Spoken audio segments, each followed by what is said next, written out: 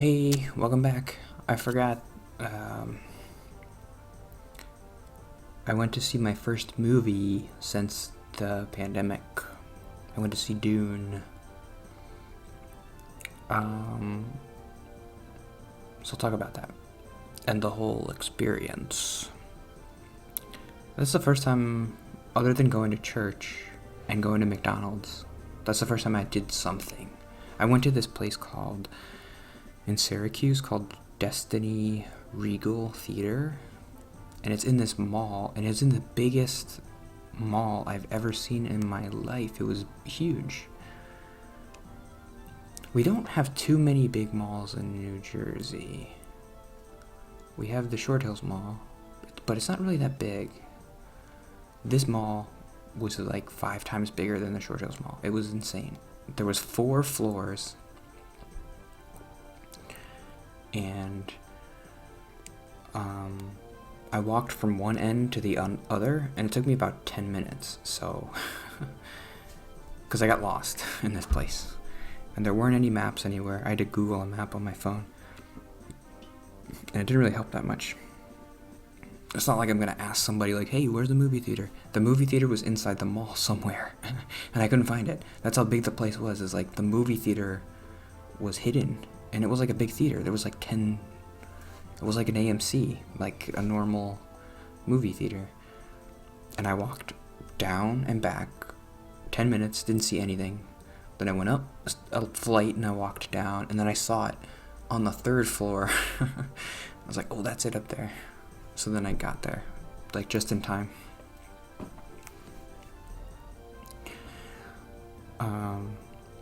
It was interesting to be in a mall like that, because I was seeing other people walking around and being like, would I like to be one of them? Like being with friends or being with a girlfriend, or like just walking around and being like, oh, let's go get food and let's go to, I don't know, where would we go? A clothing store or something? I read a thing on there and it blew my mind, because I'm like, for 10 minutes I'm walking up and down the place, and I just have this feeling like I'm looking in every store and I'm seeing like, oh, look at all those people in there, look at all those people in there. There was a sign on there that said, this place employs over 5,000 employees. And I'm just like, 5,000 people? I don't know. That happens to everybody, I'm sure. Just like, so many people. There's so many people in the world. 5,000 people, it seems like so much. And then you think about America, and it's like 300 million.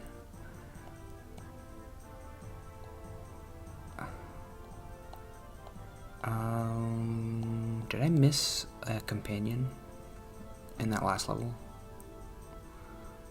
I don't know. Is the story interesting? Probably not. I'm not paying attention. Dune. Okay, so I saw Dune. Did I like it? I was really looking forward to it because I like Denis Villeneuve, whatever his name is, the director.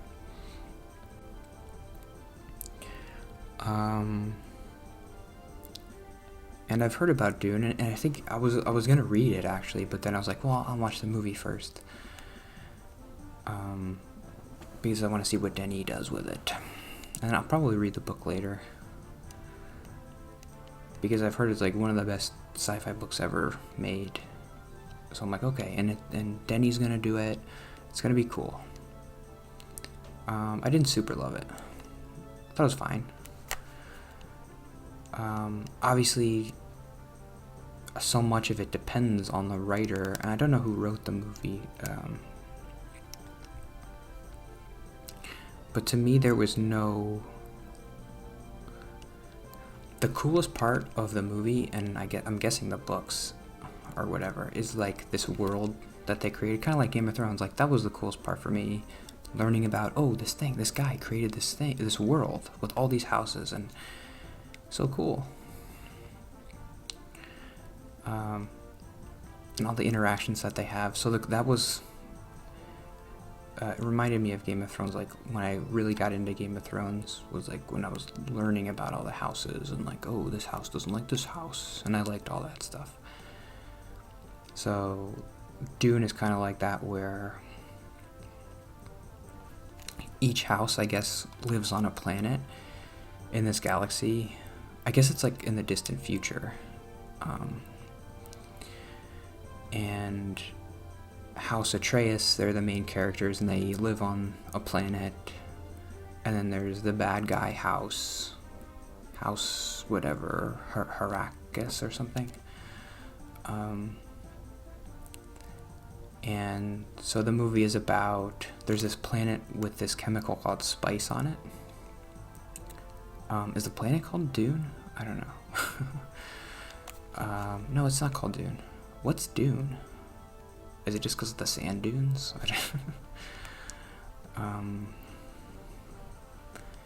There's a special planet with spice on it. So the Heracus house used to be in charge of this planet. The Imperial Galactic Senate or whatever put Heracus in charge, and like, okay, you mine the spice, which is the chemical. And the spice is really valuable because it's the only way that interstellar travel is possible. That's what they say.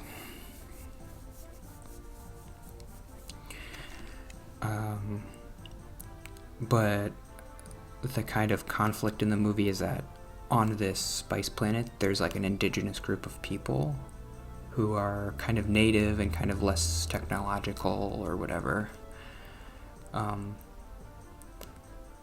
But there's an obvious clash, like when this big industrialized nation comes in and starts harvesting all this spice, they start interacting with the indigenous people, even though there's not really that many people on the planet. Sometimes I think it's implied that they like enslaved them or something to harvest the spice. I don't know. But then the movie starts where, so all that stuff is cool, and I like learning about that stuff. But the movie hasn't even started yet. That's just like background info that they give you. Exposition. The movie starts with the Imperial leader, the Emperor of all the planets. It's kind of like Star Wars, where it's like there's a bunch of planets in a galaxy, and then there's like an Emperor. The Emperor tells Heracus, like, okay, come back. We're going to send Atreus to start harvesting. They're going to do it now. Like, they're going to be in charge. And Heracus is obviously like, no, we want to do it because, like, we're good at it and we make a lot of money. But the Emperor's like, nope. So Atreus' family is now in charge of harvesting.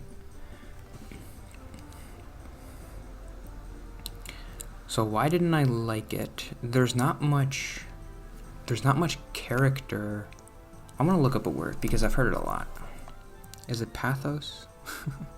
What does pathos mean? I don't want to use it wrong. A quality that evokes pity or sadness. No, that's not what I mean.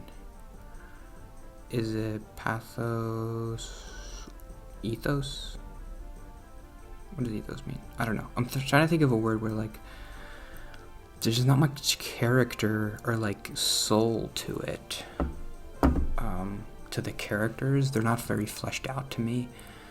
The main character, like, I don't know anything about him. His name's Paul. I don't know.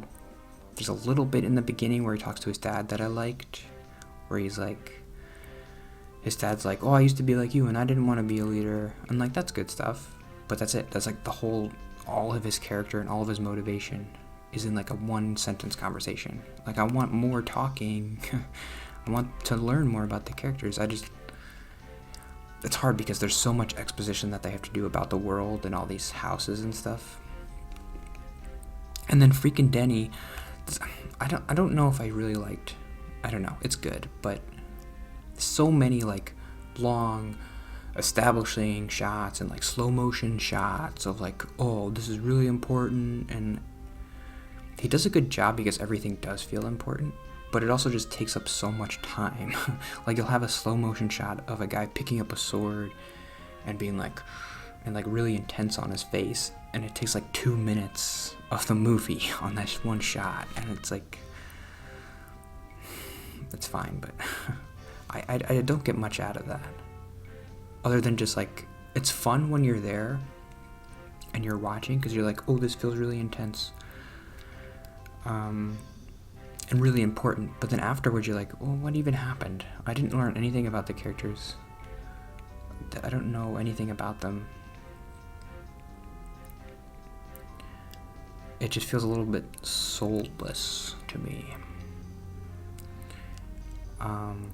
But I did like learning about the world and everything.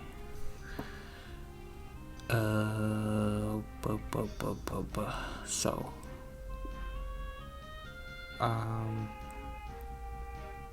yeah, the scenes that I liked the most were were when there was like conflict, but like talking. So like, there's a scene where the leader of the Atreus house and the leader of the indigenous people on Dune or whatever, they talk, and the Atreus guy's like, I know that like the Heracus people mistreated you, but I want to try to like have a good bond with you guys. And so they have this really interesting conversation because there's like a lot of history to it and a lot of weight to what they say, and I really like that stuff. But the stuff where it's just like, and obviously like when you see a sandworm come up and there's a lot of cool shots where the first time they encounter the sandworm, it's like shaking the sand, so they're like sinking in the sand, and it's pretty cool to see like the technology that they could do now and make like a giant sandworm look amazing.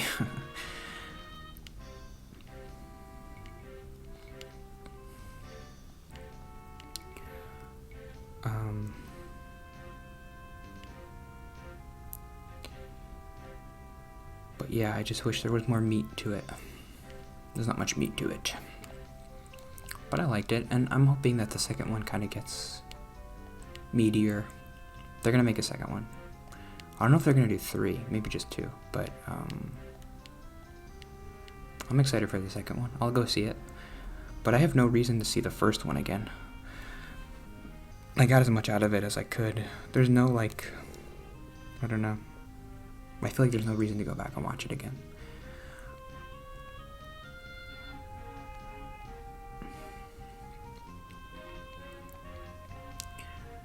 It's not like a Star Wars in a good way and in a bad way. It feels weightier than Star Wars, but it's also not as engaging to me. I mean, the exposition-y parts were engaging, like learning about the world and everything. But I'm like, I don't care about Paul and his mom. I don't really care about them. But like, I care about Luke and his dad. I care about Darth Vader. Oh, this guy. I think you can get this guy. Yeah.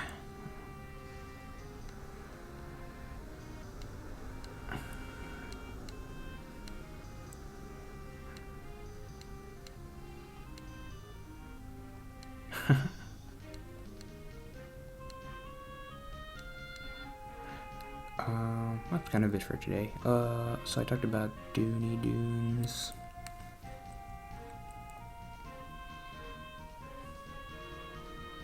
I talked about the mall, which was huge and interesting. Yeah, I don't usually like to talk about movies and stuff, but it was an interesting experience to go to a movie for the first time. I don't have a problem going by myself anymore. I remember I used to. I remember actually, speaking of Denis Villeneuve, when I went to see Arrival, I went by myself, and I was pretty nervous about that. Like, oh, it's gonna be weird that I'm by myself. I don't feel that way anymore. And there was this kid next to me, and he kept walking past me to go to the bathroom. He walked past me like 4 or 5 times. It's not a good movie for kids. It's really boring. If I was a kid, I wouldn't like it at all. It's 2.5 hours of mostly just like really intense, I don't know, what's the word, like pensive, cerebral, like, like long shots of just like, and then it's like intense droning music. and like Arabian chants. It's not very fun. It's not very fun. It's not fun. So a kid wouldn't like it. Don't take your kids to see Dune, they won't like it. They'll like Spider-Man and Star Wars and Superman or whatever, but probably won't like Dune. Dune's more like a Blade Runner-y type feel to it, of just like... no, it's not as depressing as Blade Runner, because Blade Runner's just kind of like that dystopian... Like, there's all this technology, but it's still depressing, because it's like too much.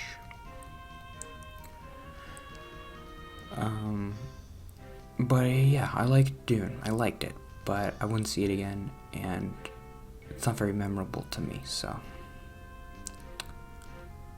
I feel like I liked Blade Runner better. The new one, Blade Runner 2049 or whatever. I feel like that worked better because there was more of a meat to Ryan Gosling's character, Kay. I even remember his name still. And I kind of remember his arc, too. He's like... he's a Blade Runner, but he's like also...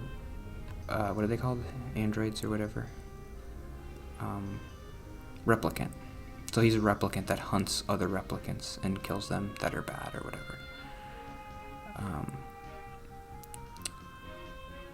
And his whole arc is about feeling like a person... I don't really remember. But I remember I liked it. I liked his arc, and it felt very like... I felt really connected to Kay's character, and when he kind of wins or whatever, it feels good. But I don't care about Paul Atreides. But yeah, whatever. See you tomorrow.